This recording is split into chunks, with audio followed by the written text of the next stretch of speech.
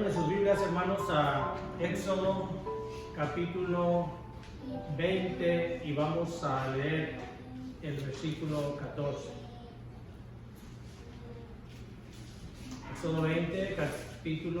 Éxodo capítulo 20, versículo 14 dice: no cometerás adulterio. Y este es el séptimo mandamiento de la ley moral de Dios. No cometerás adulterio. Este mandamiento es uno de los mandamientos más dolorosos de recibir cuando nosotros escuchamos alguna predicación, algún estudio, alguna enseñanza sobre los 10 mandamientos. El mandamiento de no cometerás adulterio es uno de los que trae más dolor cuando nosotros lo comprendemos. Y esto se debe principalmente por dos razones. La primera es porque el adulterio es un pecado que todos los hombres y todas las mujeres cometemos o hemos cometido. Se adultera con el simple hecho de ver a alguien con deseo en el corazón, y esto ya nos coloca a nosotros en personas, la mayoría de todos los adultos nos coloca como adúlteros. También adulteramos cuando adoramos algo o alguien que no sea Dios, cometemos un adulterio espiritual, y entonces también ya nos coloca a la mayoría, si no es que a todos, como adúlteros. Así que este pecado es una constante en nuestra vida y por lo tanto es muy difícil de erradicar. La segunda razón por la cual es doloroso meditar en este pecado es porque para algunos trae recuerdos de experiencias pasadas que resultaron muy dolorosas y que ya se creían olvidadas. Pero yo espero, hermanos, que al terminar esta predicación usted quede plenamente convencido de que tenemos un Dios misericordioso que nos ama tanto, que entregó a su único Hijo amado para que pagara por este pecado tan ominoso que nosotros cometemos. Y esa es la manera, la misericordia de nuestro Señor Jesucristo, que nosotros podemos librarnos de esa carga y que podemos nosotros tener la plena confianza de que Él nos ha dado vida eterna, aún con este y otros pecados que hayamos cometido. Vamos a orar, hermanos, y vamos a pedirle al Señor que nos haga comprender, pero sobre todo que podamos meditar en aquello que nuestro Señor Jesucristo hizo para darnos vida eterna. Padre, te damos gracias, Señor, en esta mañana por darnos la oportunidad de poder meditar en tu Escritura. Sabemos, Señor, que somos carne, que somos pecadores, pero también, Señor, tenemos esa plena convicción de que la obra de nuestro Señor Jesucristo fue para darnos vida eterna, para quitar todos aquellos pecados que nosotros hayamos cometido, Señor, y que de esa manera nos ha dado su justicia, por la cual podemos tener entrada a tu bendita presencia. Rogamos, Señor, para que me dé sabiduría y pueda yo explicar correctamente este importante mensaje que tienes para cada uno de nosotros. Te lo pedimos en el precioso nombre de nuestro Señor y Salvador Jesucristo. Amén. Aunque dentro del pecado de adulterio se puede encuadrar también la fornicación, que es la relación entre un hombre y una mujer que tienen sexualmente sin estar casados, y también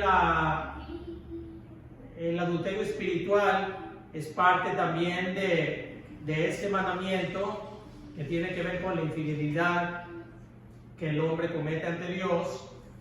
En esta predicación vamos a tratar únicamente con el pecado de adulterio en lo que se refiere al matrimonio.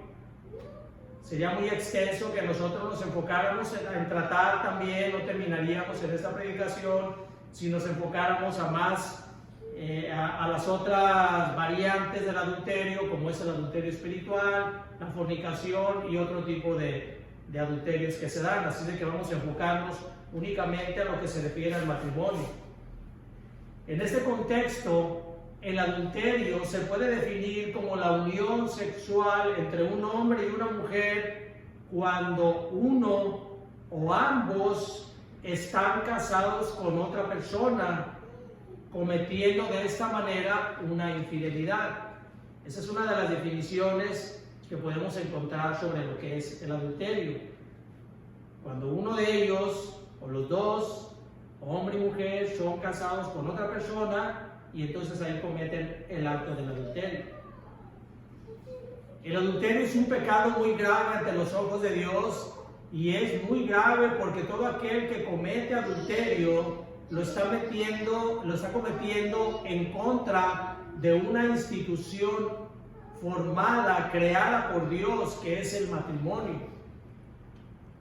Por lo tanto, cuando las personas adulteran, lo que están haciendo es menospreciar a Dios, ofender a Dios y a su virtuosa persona y a su perfecta ley. Por eso lo grave de este mandamiento.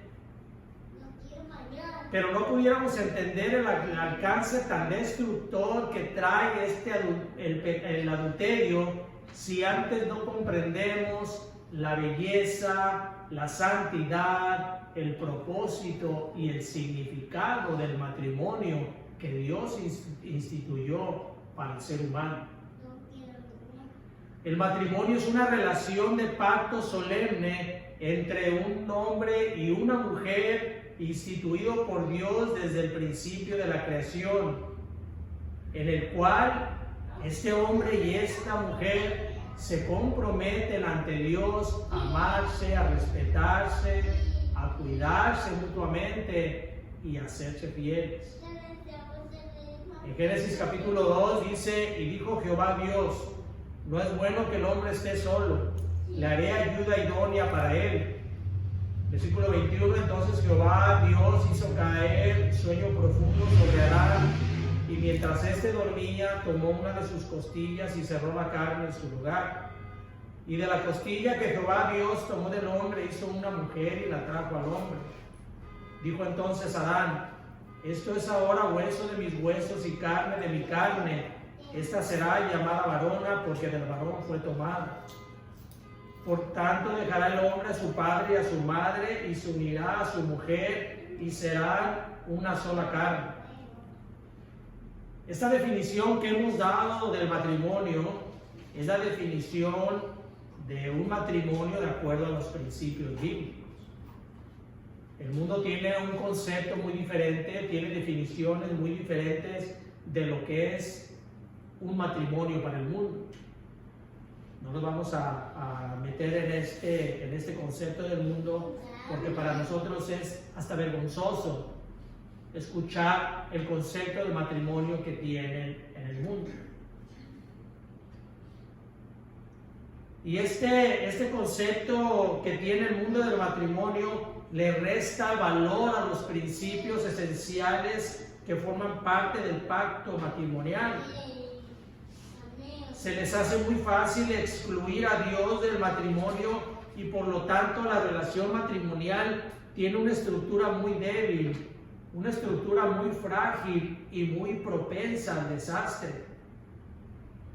Todo matrimonio, para que realmente debiera funcionar como Dios lo ha diseñado, debe tener en su centro a Cristo. Porque de otra manera, un matrimonio que no tiene a Cristo en su centro tiende al fracaso. No funciona como debería de funcionar. Porque el matrimonio lo instituyó Dios de tal manera que únicamente con Dios en el centro del matrimonio funciona como Dios lo diseñó para que funcionara. Cristo debe de ser el centro de todo el matrimonio. Juan 15:5 dice: porque separados de mí nada podéis hacer. La unión entre el hombre y la mujer solamente sin Cristo es una unión muy frágil, muy vulnerable. Porque el matrimonio, como fue instituido por Dios, es el centro de los ataques de Satanás. Satanás no quiere ver una familia en Cristo. Satanás aborrece el matrimonio porque es algo que Dios hizo para la gloria de Dios. En Eclesiastés 4, versículo 12, el autor del libro compara la unión del matrimonio teniendo a Cristo como en su centro, como una soga que tiene 3 cuerdas.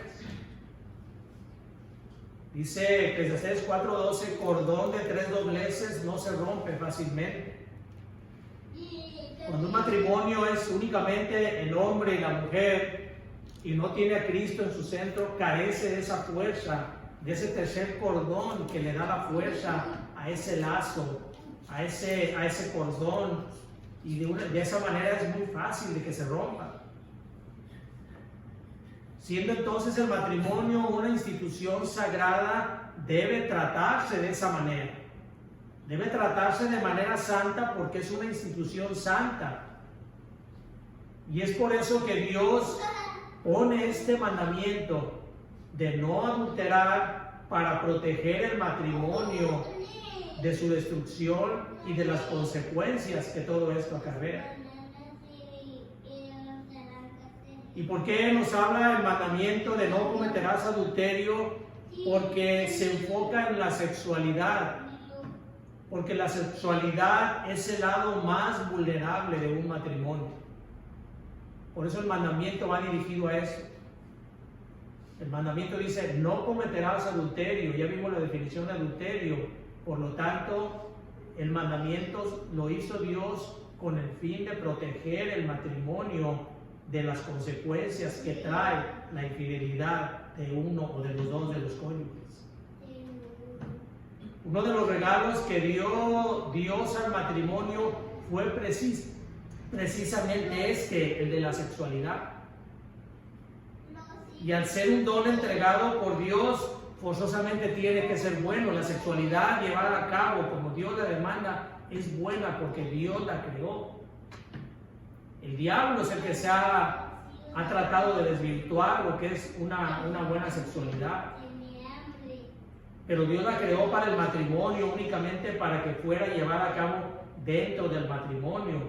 Tiene que ser bueno, dice Génesis 1:31, y vio Dios todo lo que había hecho y he aquí que era bueno en gran manera. Por lo tanto, la sexualidad dentro del matrimonio es algo limpio, y cuando se lleva a cabo de acuerdo a los principios de Dios, esto es sin violencia, en amor, en respeto, también es algo que glorifica a Dios, porque Dios nos hizo para que funcionáramos de esa manera. 1 Corintios 10:31 dice que todo lo que hagamos, lo hagamos para la gloria de Dios. Un matrimonio cristiano, todo lo que hace, y todo es todo, tiene que hacer para glorificar a Dios. Las relaciones del matrimonio son santas, son buenas, porque Dios lo diseñó para ello. De hecho, la Escritura nos habla que la sexualidad en el matrimonio es una práctica muy importante que se debe de llevar a cabo como uno de los deberes ordenados por Dios en el pacto matrimonial. Y además de ser un placer que Dios otorgó para disfrutar en el matrimonio, también nos evita caer en las tentaciones de Satanás. 1 Corintios 7:2-5 dice, pero a causa de las fornicaciones, cada uno tenga su propia mujer y cada una tenga su propio marido. El marido cumpla con la mujer el deber conyugal y asimismo la mujer con el marido. La mujer no tiene potestad sobre su propio cuerpo sino el marido, ni tampoco tiene el marido potestad sobre su propio cuerpo sino la mujer. No os neguéis el uno al otro, a no ser por algún tiempo de mutuo consentimiento, para ocuparos sosegadamente en la oración. Y luego termina diciendo, y volver a juntaros en uno, para que no os tiente Satanás a causa de vuestra incontinencia. Es una responsabilidad, además de un gozo, es una responsabilidad que Dios demanda por causa de los ataques de Satanás a la sexualidad humana. Pero el problema viene entonces cuando esa sexualidad es practicada fuera del matrimonio. Y es ahí donde se quebranta el mandamiento que dice: no cometerás adulterio. Al cometer adulterio, cualquiera de los cónyuges está destruyendo aquel pacto que hizo con su esposa o con su marido, poniendo a Dios como testigo. Y de ahí el carácter diabólico que tiene este pecado. Porque está cometiéndose en contra del propio Dios. Está haciendo de Dios, que fue como el testigo del matrimonio, lo está degradando, además de estar degradando la institución del matrimonio.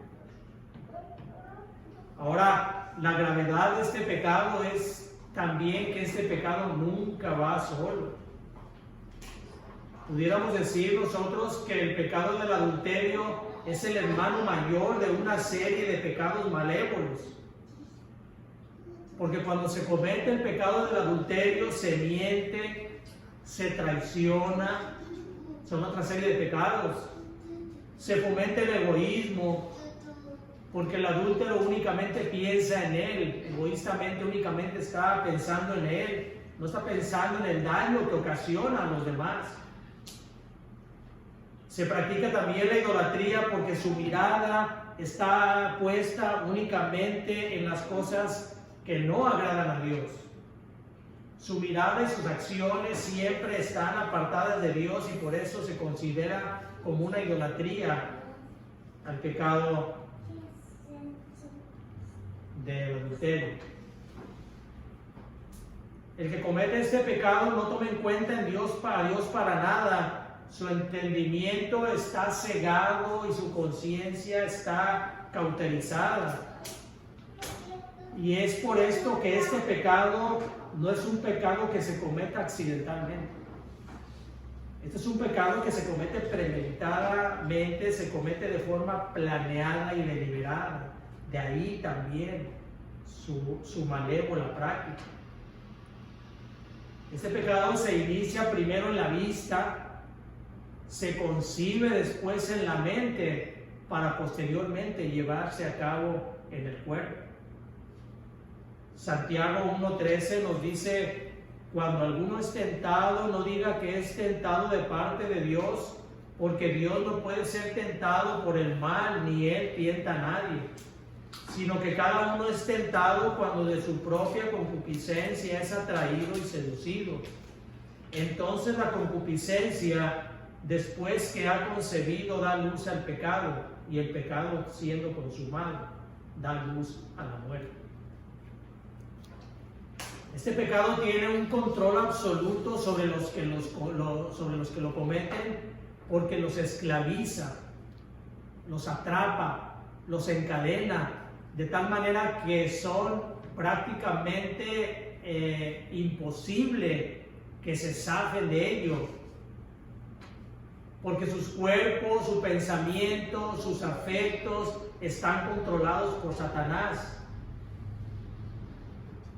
Y si es Satanás el que está controlado al adúltero, entonces es imposible que él pueda zafarse solo. Satanás tiene mucho poder, más poder que cualquier ser humano. Él tiene mucha experiencia, tiene 5,000 años de experiencia. Así que alguien que quiera ponerse solo a combatir a Satanás, es imposible que lo derrote.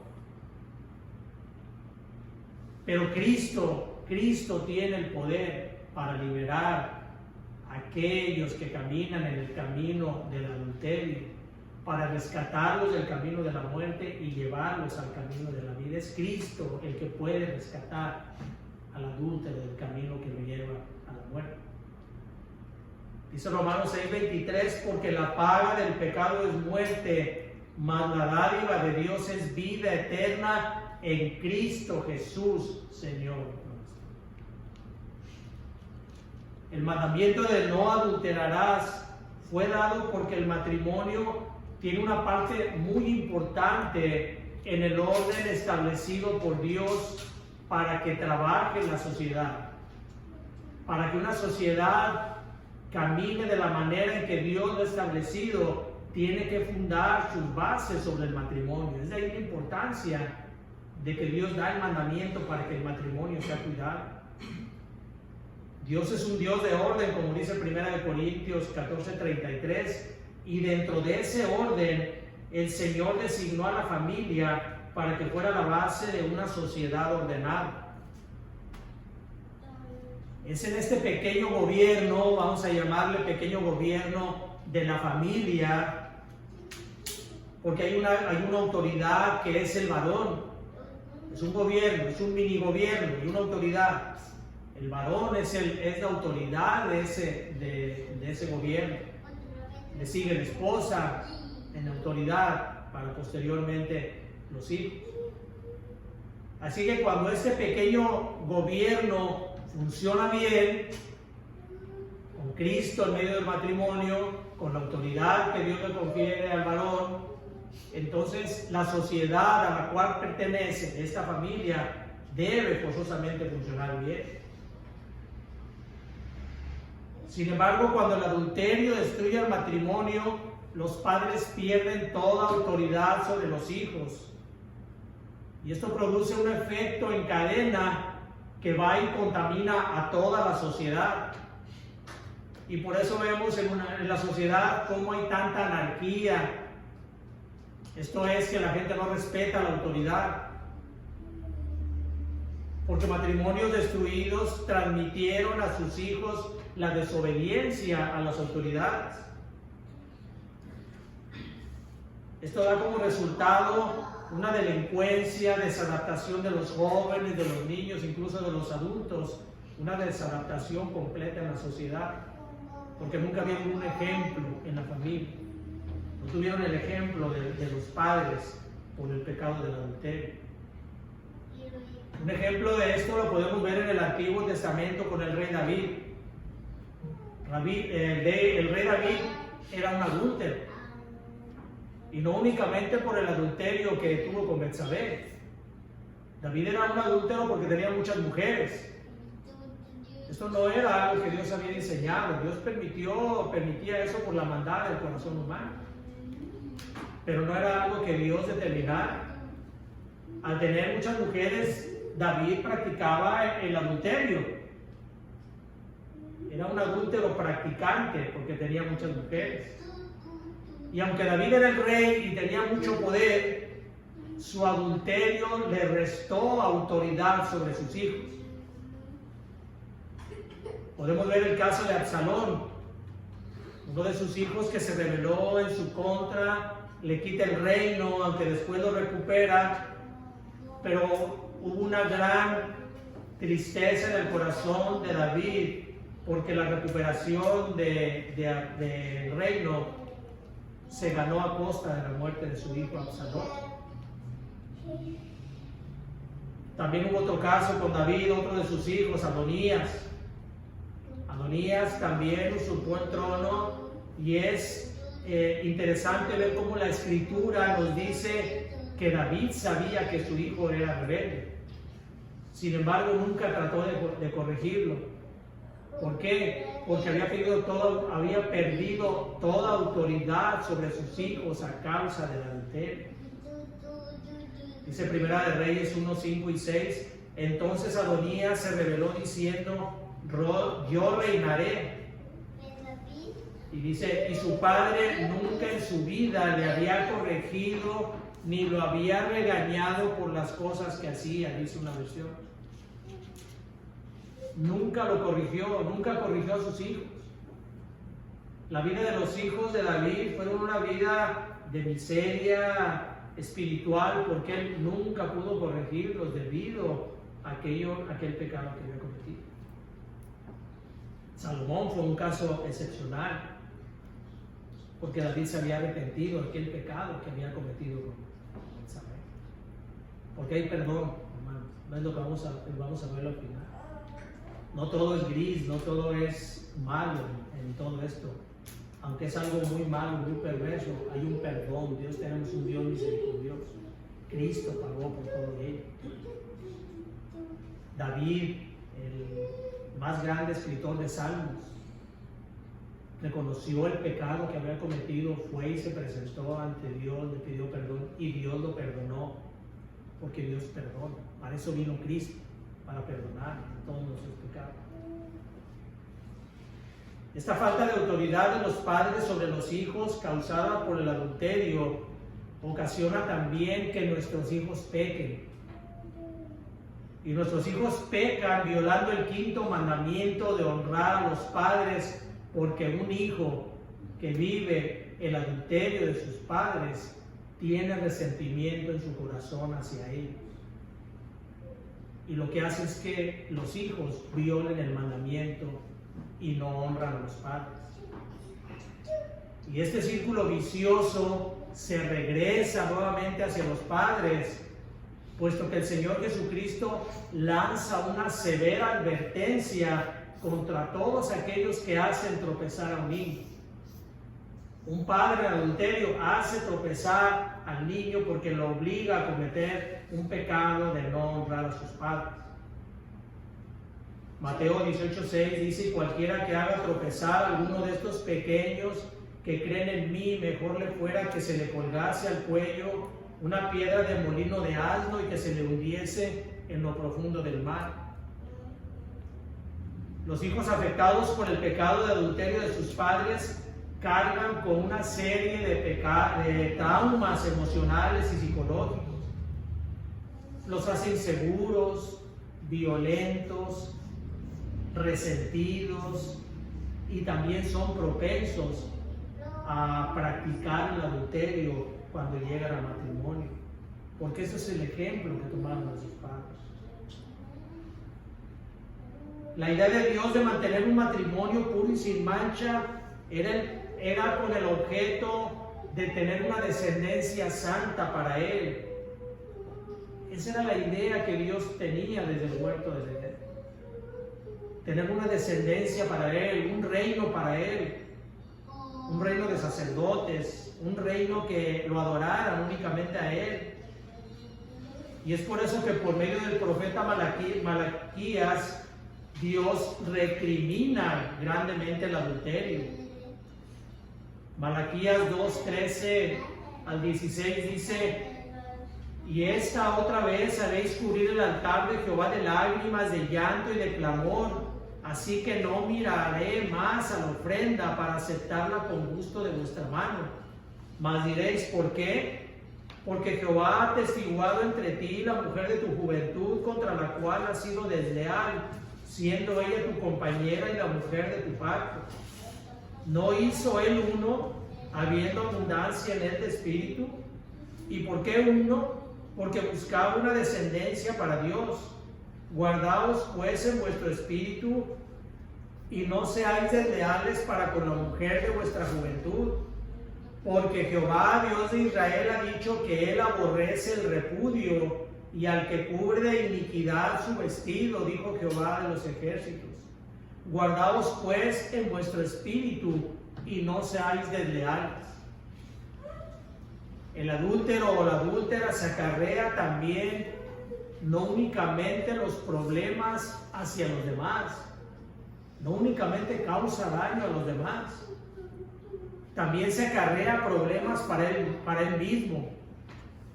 El libro de Proverbios advierte que el que comete adulterio no se libra de la venganza del ofendido. Proverbios 6, 27 al 31 dice: ¿tomará el hombre fuego en su seno sin que sus vestidos ardan? ¿Andará el hombre sobre brasas sin que sus pies se quemen? Así es el que se llega a la mujer de su prójimo, no quedará impune ninguno que la tocare. No tienen en poco el ladrón si hurta para saciar su apetito cuando tiene hambre, pero si es sorprendido pagará 7 veces, entregará todo el haber de su casa. Mas el que comete adulterio es falto de entendimiento, corrompe su alma el que tal hace. Heridas y vergüenza hallará, y su ofrenda nunca será borrada. porque los celos son el furor del hombre y no perdonará en el día de la venganza. No aceptará ningún rescate, ni querrá perdonar, aunque multiplique los dones. A pesar de todo esto que hemos visto sobre el daño que causa el adulterio en la pareja, en los hijos y en la sociedad, es sorprendente ver cómo el matrimonio ha sido tan devaluado y el adulterio tan sobrevaluado. Los medios de comunicación, el cine, el radio, la televisión, las redes sociales, motivados y financiados por una agenda global inmoral, se han estado encargando de restarle al matrimonio puro y sin mancha el lugar privilegiado que le corresponde. Es muy triste ver cómo el adulterio lo hacen ver como algo normal, correcto e incluso sano para las relaciones de pareja.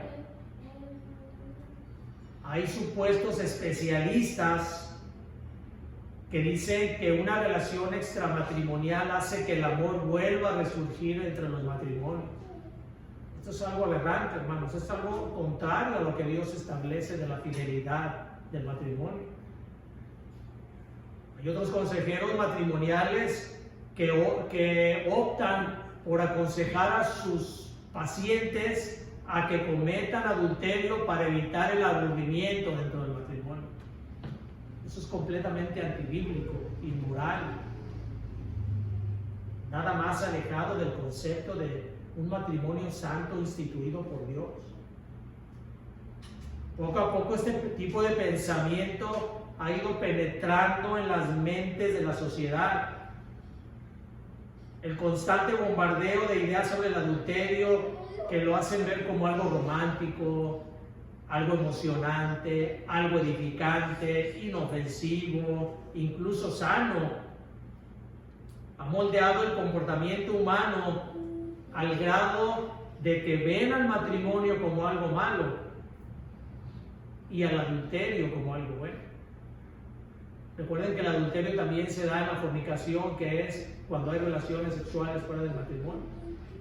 Y hoy podemos ver cómo las parejas prefieren vivir en unión libre que ir al altar a consumar el matrimonio como Dios lo ha diseñado.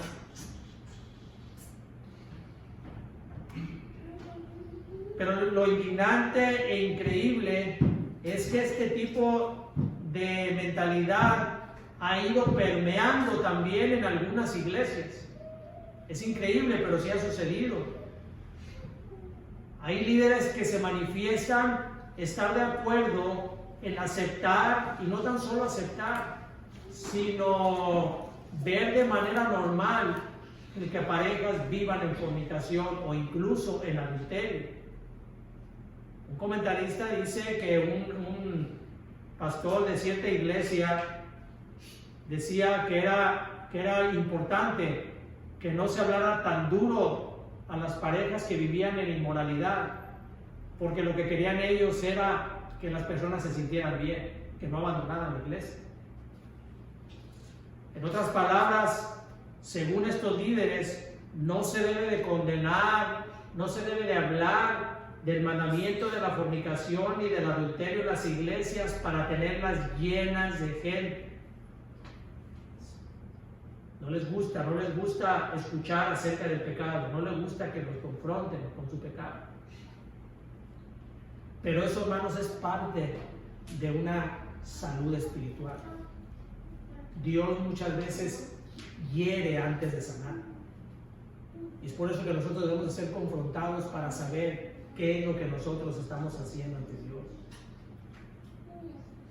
Este constante bombardeo de publicidad acerca de hacer bien las cosas, de que está bien todo lo que se trate del adulterio, nos hace a todos vulnerables. Y nosotros no podemos confiarnos de que nosotros no podemos llegar a creer que eso está bien, aunque podamos decir ahorita yo no puedo llegar a creer eso. Hermanos, el diablo es muy sutil. se puede meter. Por eso 1 Corintios 10:12 nos prevé de eso, nos dice así que el que piense estar firme, mire que no caiga. Este es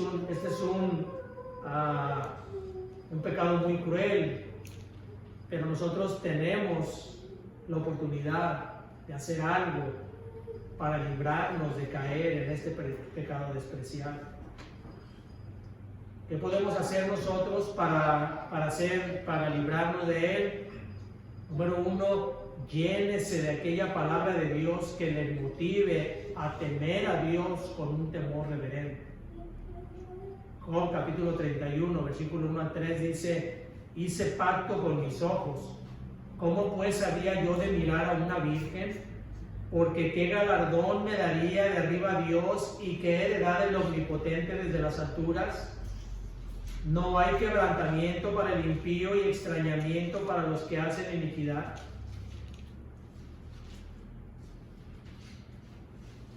Número 2, evite coquetear con cualquier persona que no sea su esposo o su esposa. Ningún coqueteo es sano cuando se hace con alguien que no sea su esposo o su esposa.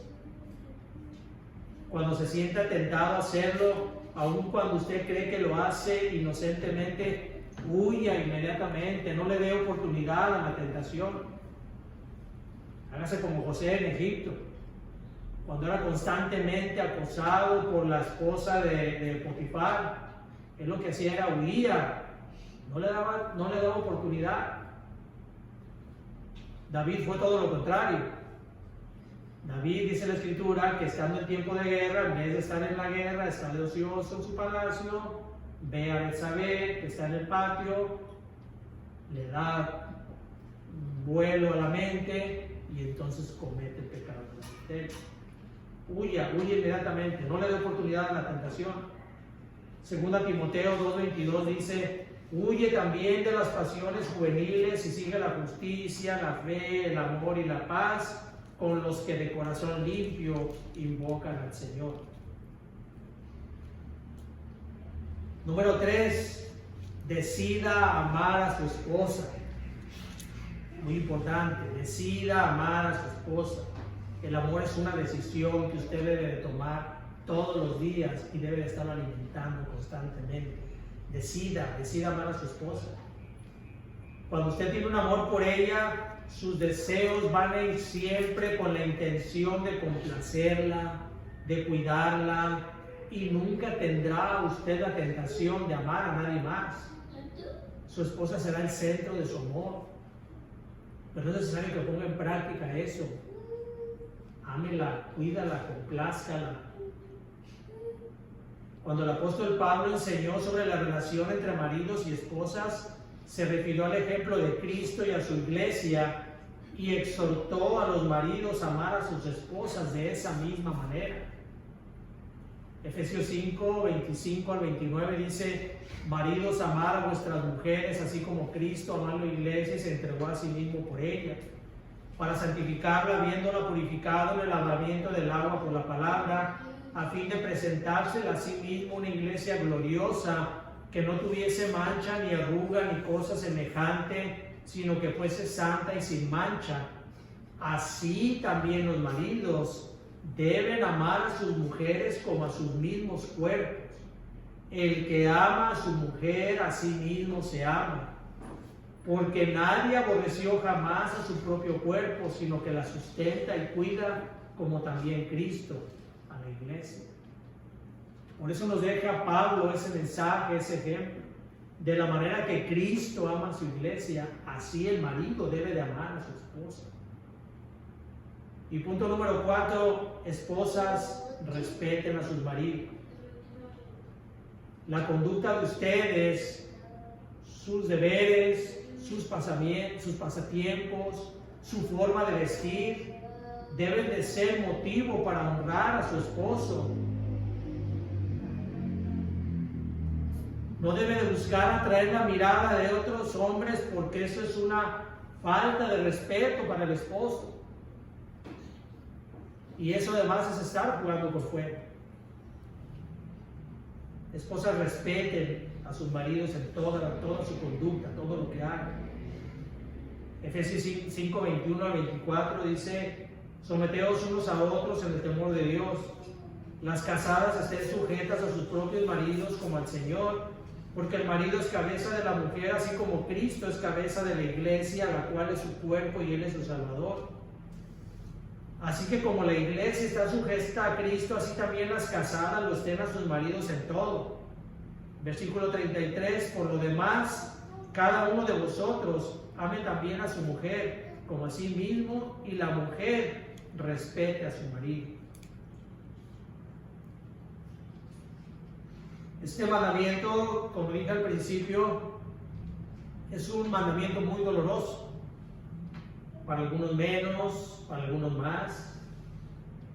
Porque ninguno de los adultos que estamos aquí, los que escucharán el mensaje, podemos ponernos de pie ante Dios y decir que este mandamiento lo hemos cumplido a la cabalidad. Eso es imposible. No se puede. Para algunos, quizás esta predicación despertó recuerdos dolorosos de experiencias pasadas. Pero déjenme decirle, hermanos, que con todo lo vil y con todo lo malévolo que se presentó el pecado del adulterio, a los ojos de Dios, este pecado tiene el mismo valor que cualquier otro pecado. Y Cristo murió por todos los pecados. Segunda Corintios capítulo 5, versículo 21 nos dice que Cristo, quien vivió una vida perfecta y sin pecado, por nosotros se hizo pecado para que recibiéramos su justicia y de esa manera nosotros ser reconciliados con Dios.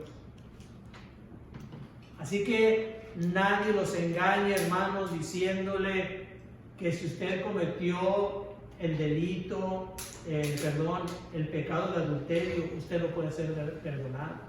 Esa es una mentira creada desde el mismo infierno, porque se está desprestigiando la obra de Cristo. Esas personas que le dicen eso no conocen el valor y el alcance que tuvo la obra de Cristo en la cruz.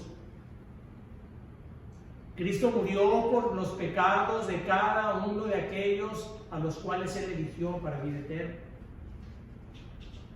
Y si usted ha venido a los pies de Cristo, usted ya no debería de sentir ninguna culpa por ese pecado, ni de ningún otro pecado, por muy grave que sea, porque Cristo ya pagó por usted. Cuando usted vino a Cristo en fe y arrepentimiento, le entregó todas sus cargas, Él lo convirtió en una nueva criatura.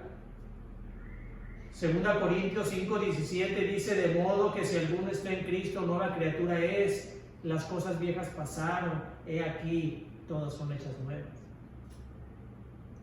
Usted debe de sentirse plenamente convencido de que el pecado de adulterio que usted haya cometido, Cristo lo llevó y lo enterró, lo llevó al fondo del mar, y Dios no se acuerda más de ese pecado.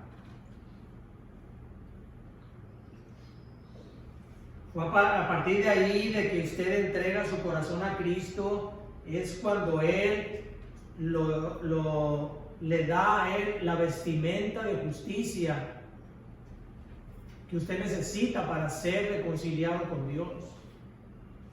Crea eso, hermano. No se deje engañar por personas que no conocen el valor de la obra de Cristo. Cualquier pecado que usted haya cometido, no únicamente este, cualquier otro pecado, por muy cruel que haya sido, usted ya ha sido lavado, ya ha sido regenerado. Esa es una manera de honrar la obra de Cristo también. El que usted crea que Él lo que hizo, lo hizo para que usted pueda tener vida eterna. Así que, hermano, siéntase libre, porque Cristo ya lo liberó de toda aquella carga. Cristo ya lo salvó. Usted tiene entrada en su reino. Las cosas viejas pasaron. Usted se convirtió en una nueva criatura. Aquello quedó en el pasado. Y termino con este versículo, Jeremías 31:34. Porque perdonaré la maldad de ellos y no me acordaré más de su pecado. En Cristo hay una nueva vida y en Cristo hay salvación. Vamos a orar. Bendito Padre, gracias Señor te damos por esta palabra. Qué importante, Señor, es para nosotros el saber que tú nos has perdonado.